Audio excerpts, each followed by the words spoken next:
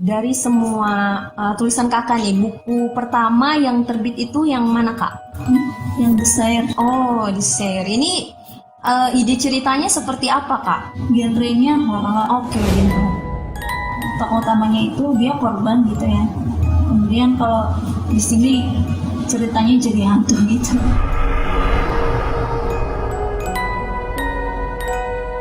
Assalamualaikum, saya Wafa Farha, penulis novel fiksi ya. Novel pertama yang saya tulis Desire, kemudian yang paling populer Noda. Ada sekitar 13 cetak novel solo, kemudian 3 antologi, dan masih banyak lagi untuk novel digitalnya. Saksikan saya di Bincang Buku Festival Literasi 2021.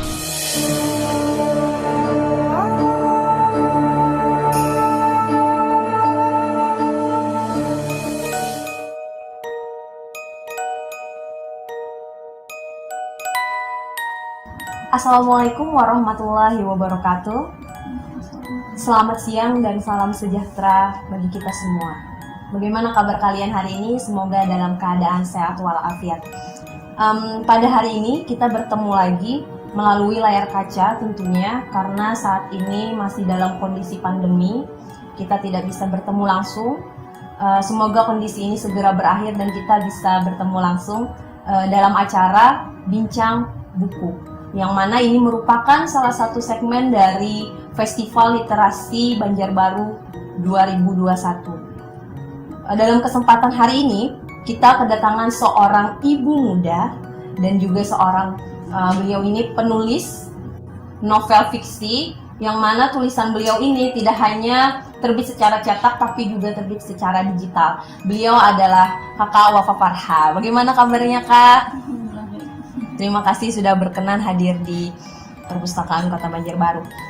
Langsung saja nih Kak, dalam sebuah proses menulis, bagaimana proses kreatif Kakak ketika memikirkan sebuah karya itu Kak?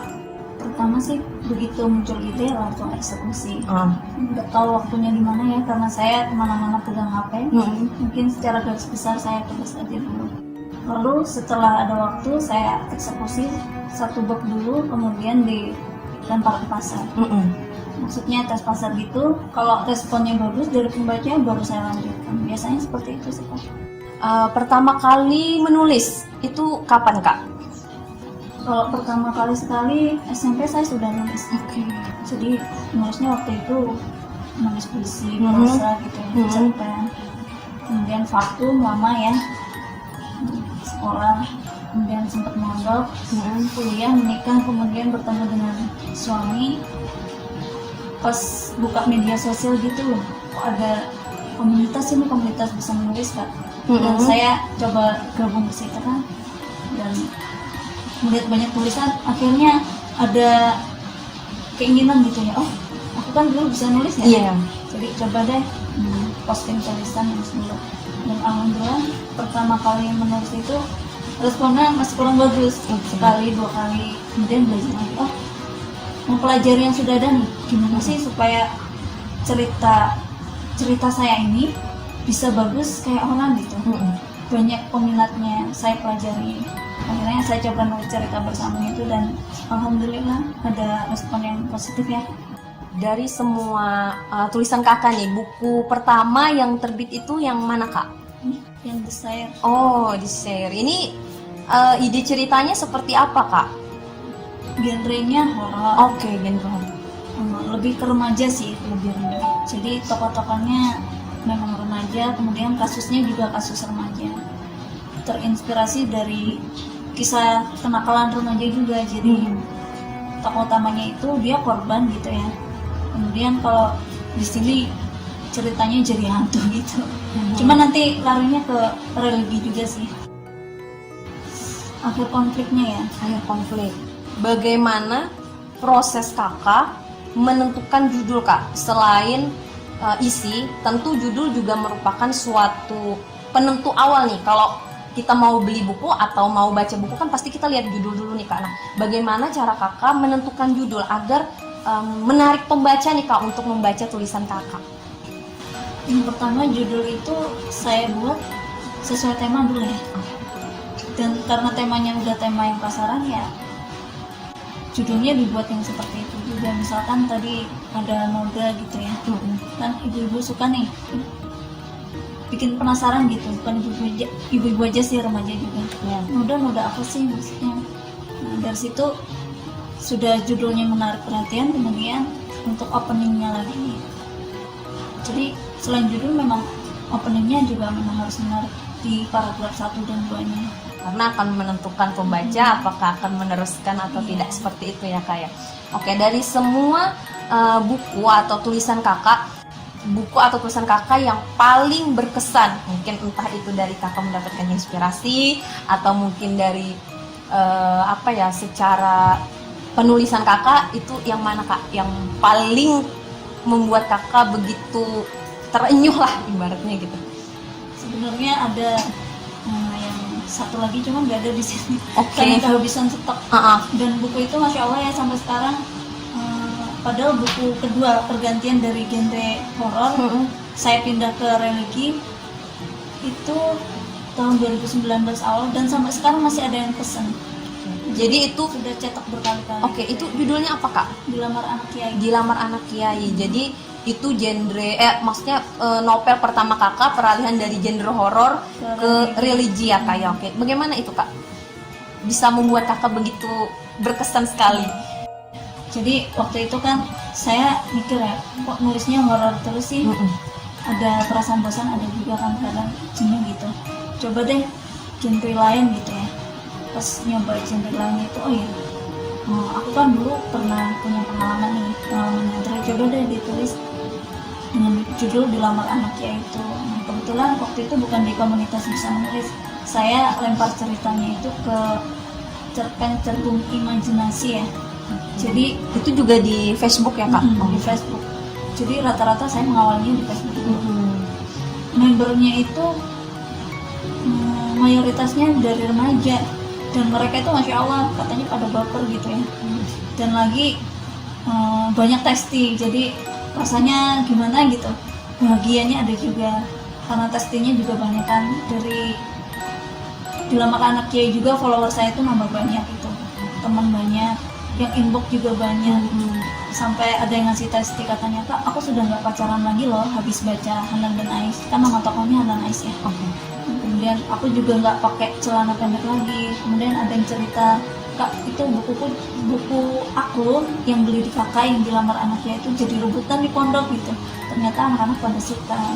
Berarti itu memang sih. Ini benar-benar menginspirasi orang lain untuk membawa perubahan ke diri mereka ya Kak. Itu yang membuat kakak mungkin. Yang saya lihat sih seperti itu dari anak-anak itu.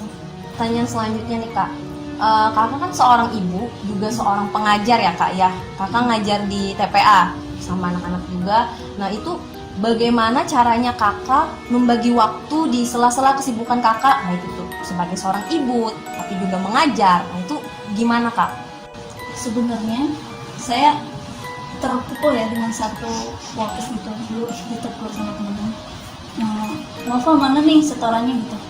Mereka tuh bilangnya gini, nggak ada loh yang namanya kita itu sibuk, yang ada itu kita nggak bisa memanajemen waktu. Iya benar juga. Jadi dari situ saya lihat orang lain bisa menghasilkan karya, oh artinya saya juga bisa dong. Mungkin karena nggak bisa memanajemen waktu aja akhirnya nggak menghasilkan apa-apa. Jadi di sela-sela waktu, begitu ada waktu, ada ide ya langsung dieksekusi, nggak malas gitu. Supaya nantinya begitu pas ada waktu tinggal menulisnya secara rinci, maksudnya menulis babnya gitu ya. Kalau tadi kan secara garis besar aja karena pas sibuk-sibuknya. Seperti itu sih. Jadi begitu ada waktu ya saya nulis, nggak matok waktu banget kayak orang misalkan dijadwal sehari 3 kali gitu kayak minum obat, enggak. Jadi memang saya begitu ada waktu ya saya nulis. Bagaimana secara rinci nih Kak tips kakak untuk memanajemen waktu kakak itu menulis? Mungkin di rumah ada yang juga ingin mencoba memulai menulis tapi masih kebingungan nih, aduh aku banyak kerjaan ini, aduh aku apa segala macam. Mungkin bisa Kak tipsnya beberapa aja Kak? Apa ya tipsnya? Kayaknya dipaksa deh juga ya. Oh jadi harus ada ini juga ya Kak, dorongan dari dalam diri yang benar-benar kuat nih Kak ya untuk menulis gitu. Selain itu Kak, apa Cari lagi? motif. Kalau motif saya dulu kan awalnya cuman pengen ngeluarin unek-unek ya. Kayak cerita ini yang besar ini kan Iya. dari kisah sosial gitu ya. Saya tuh pengen ngeluarin unek-unek saya gimana sih supaya pendapat saya ini ada yang dengar gitu. Dan alhamdulillah setelah nulis ini kan merasa belum, jadi reader tuh kadang baca, oh jadi maksud Kak Wafa harusnya mereka itu gini mendapatkan hukum, tapi ternyata hukum tidak memberi pelajarannya itu setimpal gitu. Ya dari situ sih awalnya pengen ngeluarin unek-unek aja. Kemudian yang kedua apa ya, Menambah finansial mungkin nggak? baru-baru aja sih. Kalau Iya. dulu awal menulis yang waktu terbit cetak ya, itu nggak kayak sekarang. Jadi bukan kita yang dapat duit dari menulis ini, malah kita yang banyak mengeluarkan modal. Karena ini aja waktu itu cetak ya, itu memang yang membaca itu banyak. Cuman mereka itu maunya nuntut cerita itu sampai ending kan di Facebook. Dan saya karena belum berpengalaman, ya saya tulis sampai ending lah. Kemudian karena melihat like-nya banyak sampai ribuan gitu ya, yang baca juga banyak, ada penerbit yang melamar, ya saya iyakan aja. Cuman karena mereka sudah membaca ending, jadi nggak tertarik lagi ini untuk Meskipun bukunya sudah dicetak nih Kak ya. Dan itu walaupun saya dilamar ya, Dilamar penerbit maksudnya bukunya. Kakaknya sudah dilamar sama bapaknya. Oke. sudah sold out ini, maksudnya dilamar penerbit kan. Karena biayanya banyak ya, akhirnya saya juga yang ngalamin gitu, bayar duluan. Kemudian pas sudah barangnya ready, ternyata sampai setahun nggak gitu laku kan yang cetak ini. Akhirnya saya juga yang beli. Akhirnya saya kumpulkan di rumah karena ada buku-buku yang lain. Kadang Mbak sekalian deh itu sama buku yang lama gitu, ada yang free alhamdulillah. Jadi sebenarnya awalnya itu nggak menambah finansial, tapi karena kita mungkin bersabar gitu ya, tetap menulis walaupun nggak ada duitnya. Ya buahnya mungkin sekarang baru didapat begitu ada aplikasi, saya ke aplikasi followernya kan banyak nih. Jadi kita nggak dapat duit, dapat follower. Nah dari follower itu yang banyak baca buku kita yang di aplikasi sekarang. Mengenai aplikasi nih Kak, mungkin teman-teman juga banyak yang kurang tahu ya, kayak soalnya sekarang kan terus terang yang saya tahu juga cuman Wattpad doang nih Kak. Itu kita juga mendapatkan royalti Kak dari mereka. Kalau misalkan kita nulis, oh begitu. Kalau kita ikut kontraknya. Jadi tergantung kita sih. Kalau sebagai pemula ya harus banyak gitu ya, berinteraksi, harus banyak bertanya. Bukan kita nulis terus vakum, siapa yang baca dong? Iya. Jadi kita juga harus cari tahu, banyak bertanya gitu ya. Kalau saya sih dulu waktu awal-awal ya banyak bertanya ke senior, Kak nulis di aplikasi ini, di kalau KBMF belum ya. Kalau KBMF tuh kebetulan saya yang jadi influencernya di Dreamy ya. Jadi saya tanya secara detail gimana. Itu aplikasi Kak Dreamy itu. Aplikasi. Kalau itu tingkatnya internasional sih, dari Singapura ya. Kalau KBMF tadi kan dari Indonesia aja. Nah, dari situ saya banyak bertanya, kemudian setelah bertanya mencoba gitu ya, dan alhamdulillah ada lagi hokinya. Dari situ saya dapat follower baru lagi. Jadi setiap kita ke satu aplikasi, pindah aplikasi lain, itu selalu ada follower baru. Dan ya kita ajak lah, kita mau bawa mereka kemana. Misalkan cerita kita di Wattpad ya, itu kan kita posting 1-10 gitu, 1-10 bab. Nah di akhir babnya itu kita kasih tahu ke pembaca, nanti lanjutannya di KBMF ya. Jadi kita bawa ke sana, karena di KBMF itu dikunci, akhirnya mereka bukanya di sana sampai endingnya di sana. Ya dari situ kita dapat tadi cuan ya, bahasanya royalti. Iya. Dari penerbitnya. Jadi memang prosesnya juga tidak sebentar dan panjang ya Kak. Iya. Nggak ada yang instan sih sebenarnya. Iya. Oke. Suka dukanya nih Kak, apa? Tadi sih kalau kata kakak tadi menghasilkan finansial, kalau di awal-awal enggak, kita perlu pengorbanan. Iya, oke. Yang kedua pastinya ada reader yang Julid ya. kalau reader jarang yang julid Oke. sebenarnya. Cuman mereka itu ngeluh gitu ya, kok kok nggak tamat sih, kok pindah aplikasi lagi, kak kok dicetak sih, harusnya ditamatin aja dong di Facebook. Ya saya bilang dong, ya kita kan perlu itu ya, perlu kuota untuk memposting. Jadi kalau kakak-kakak mau mengapresiasi tulisan saya, kakak-kakak emang suka sama tulisan saya, ya coba baca dari aplikasi sampai endingnya, atau dicetak di ebook juga ada. Jadi terserah pilihan kakak-kakak enaknya di mana gitu membacanya. Ini kan genrenya horor nih kak. Yang di sini juga ada nih pelet untuk mantan. Nah ini inspirasinya seperti apa nih? Ini waktu itu masih kakak lagi suka-sukanya menulis genre horor ya kak, sebelum berpindah ke genre yang lain ya kak ya? Mungkin waktu itu masih suka film-film horor juga sih ya. Jadi kalau kita punya hobi gitu ya, hobinya tuh kayaknya nggak melulu itu aja deh. Jadi kalau bosan ke romantis nanti pindah horor gitu. Waktu itu lagi suka-sukanya film Malaysia sih yang horor-horor gitu ya, kayak Munafik. Iya, itu kan lagi rame-ramenya. Serem Coba deh banget. eksekusi sendiri deh. Kalau dari saya sendiri ditulis dalam bentuk tulisan seperti apa gitu. Oke, jadi terbitlah ya sebuah novel bergenre horor gitu. Kan juga punya cerita menakutkan, bisa nggak ya menakuti reader gitu. Bagaimana testimoninya itu kak ketika itu? Apakah ada yang ketakutan? Iya, banyak sih. Iya. Kak aku merinding loh bacanya. Kak aku nggak berani ke dapur. Karena Cengnya. pesan-pesan kakak nih untuk penulis-penulis yang mungkin baru akan memulai tapi masih kebingungan nih prosesnya segala macam, biar bisa mengikuti jejak kakak gitu. Kalau tadi kan pertama saya ya ceritakan harus dekatin senior dulu. Artinya kita deketi siapa yang bisa banyak bertanya gitu ya, banyak mencoba, banyak membaca, banyak belajar. Jadi setelah eksekusi kita bisa eksekusi nih, kemudian eksekusi yang baik-baik aja gitu, karena apa yang kita tulis tuh ya kita harus bisa mempertanggungjawabkan. Contohnya ini dulu ya, noda nih, itu kan yang paling ramai kemarin ya kebetulan karena masuk populer ya, populer 1 di KBMF, viewersnya paling banyak ya. Itu jadi sorotan gitu, yang membawa nama saya itu dengan follower terbanyak gitu kan di aplikasi.